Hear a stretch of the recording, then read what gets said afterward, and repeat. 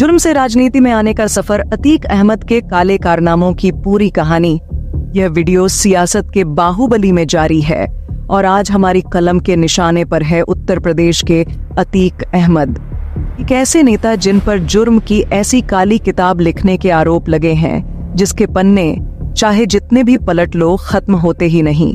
दुनिया का सबसे बड़ा लोकतंत्र है हमारा देश भारत, जहां जनता खुद अपने नुमाइंदे चुनती है।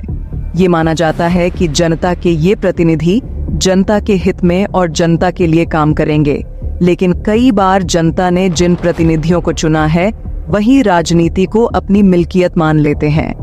वो आवाम की आवाज नहीं बनते, बल्कि आवाम की आवाज दबाने का काम शुरू कर देते हैं। कानून को अपने हाथ में लेने से भी ऐसे नेताओं को परहेज नहीं होता। अतीक अहमद ऐसे ही सफेद पोशों में से एक हैं। चलिए वीडियो को स्टार्ट करते हैं। आज के इस वीडियो में अतीक अहमद के बारे में जानकर आप भी चौंक जाएंगे।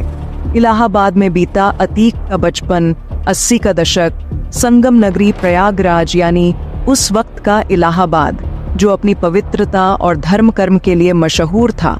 लेकिन धर्म कर्म से अलग भी इलाहाबाद में एक अलग दुनिया बसती थी, और ये दुनिया थी अपराध की। इस पवित्र नगरी में चांद बाबा नाम के कुख्यात बदमाश का खौफ इस कदर फैला हुआ था कि लोग रात में बाहर निकलने से भी डरते थे। पुलिस के लिए चांद बाबा डर का दूसरा नाम था, और इसलिए उसके गिरेबान पर हाथ डालने से पुलिस वाले हमेशा परहेज करते थे। पूरे इलाहाबाद में चांद बाबा का डर फैला हुआ था, लेकिन कोई ऐसा भी था जो देख रहा था चांद बाबा को हराने के सपने। तांगे पर बैठकर इलाहाबाद की सड़कों पर निकलता है छोटा उम्र का एक लड़का। मन ही में ये ठान चुका था कि चांद बाबा को हराकर इलाहाबाद का डॉन बनना है। ये लड़का कोई और नहीं, बाहुबली विधायक अतीक अहमद थे, जिनसे एक वक्त में पूरे राज्य की पुलिस भी घबराती थी। अतीक अहमद की कहानी शुरू होती है इलाहाबाद की इन्हीं गलियों से। तांगा चलाते थे अतीक के पिता इलाहाबाद का चकिया इलाका। साल 1962 में एक तांगे वाले के परिवार में सबसे बड़े बेटे के रूप में जन्म हुआ एक लड़के का नाम रखा गया अतीक अहमद। पिता इलाहाबाद की सड़कों पर तांगा चलाते थे और परिवार का पेट भरते थे। अतीक के बाद उसके और भाई बहन भी हुए। परिवार बढ़ने लगा और साथ ही बढ़ने लगी गरीबी। जैसे जैसे अतीक बड़ा होने लगा, घर की गरीबी उसके दिमाग पर असर डालने लगी। वो सपने देखने लगा अमीर बनने के। पिता ने बच्चों को जैसे तैसे पढ़ाई के लिए स्कूल भेजा, लेकिन अतीक का मन तो कहीं और था। वो पढ़ाई से जी चुराने लगा। वो सपने देखने लगा पैसे कमाने के। अतीक को जल्द से जल्द अमीर बनना था। 10वीं क्लास में फेल होने के बाद उसने पढ़ाई छोड़ दी और गुंडागर्दी में लग गया। उसका मकसद था इलाके के सबसे बड़े माफिया चांद बाबा को हराना। वो चांद बाबा जिसका उस समय तक इलाहाबाद में एक छत्र राज हुआ करता था। इलाहाबाद में अतीक ने बनाई पहचान यहीं से शुरू होता है अतीक का खौफ। चांद बाबा के आतंक से कई छोटे गुंडे मवाली परेशान थे, और जैसे ही अतीक अहमद सामने आया, उन सब ने चांद बाबा के खिलाफ अतीक का साथ देना शुरू कर दिया। और बड़ी ही तेजी से प्रयागराज में चांद बाबा के अलावा भी एक नाम की गूंज सुनाई देने लगी। वो नाम था चकिया के तांगे वाले का बेटे अतीक अहमद का। अतीक अहमद पैसे कमाने के लिए पूरे शहर भर से रंगदारी वसूलने लगा। महज 17 साल की उम्र में अतीक अहमद पर हत्या का आरोप भी लगा, लेकिन ये सब उसके हौसले पस्त नहीं कर रहे थे, बल्कि और बढ़ा रहे थे। चांद बाबा गैंग से अक्सर अतीक अहमद गैंग के झगड़े की खबरें आने लगी।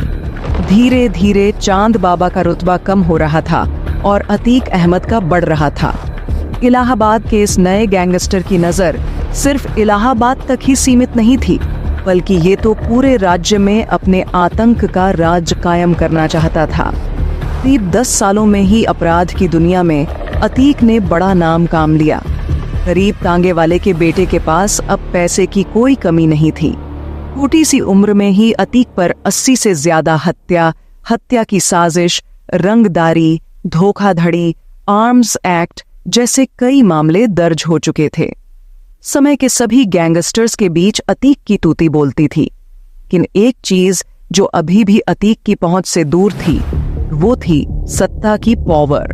अतीक पर चांद बाबा की हत्या के आरोप अतीक अहमद का साल 1989 तक बड़ा कद हो चुका था। पुलिस भी अतीक अहमद के नाम से खौफ खाने लगी थी। कई बड़े नेताओं से भी अतीक अहमद का उठना बैठना था और इसलिए अतीक अहमद को ये समझ आने लगा कि पैसे के अलावा अगर पावर भी चाहिए तो सियासत के शतरंज को खेलना ही होगा। साल 1989 में अतीक अहमद ने निर्दलीय उम्मीदवार के रूप में इलाहाबाद से पहला चुनाव लड़ा। दूसरी तरफ चांद बाबा भी चुनावी संग्राम में थे, लेकिन जीत मिली अतीक अहमद को। अब अतीक अहमद नेताजी बन चुके थे, लेकिन सफेद कपड़ों में नजर आने वाले इस माफिया के काम अब भी काले ही थे। जीत के कुछ समय बाद ही चांद बाबा की सरे बाजार हत्या कर दी गई। आरोप अतीक अहमद पर थे, लेकिन इस सब के बावजूद अतीक अहमद की ताकत बढ़ती जा रही थी। फूलपुर से सांसद बने अतीक अहमद ने पहले 3 बार तो निर्दलीय चुनाव लड़कर जीत हासिल की। फिर साल 1996 में समाजवादी पार्टी ने उन्हें टिकट दी और अतीक समाजवादी पार्टी के विधायक बने। सफेद कपड़ों में अतीक अहमद शान ही अलग थी।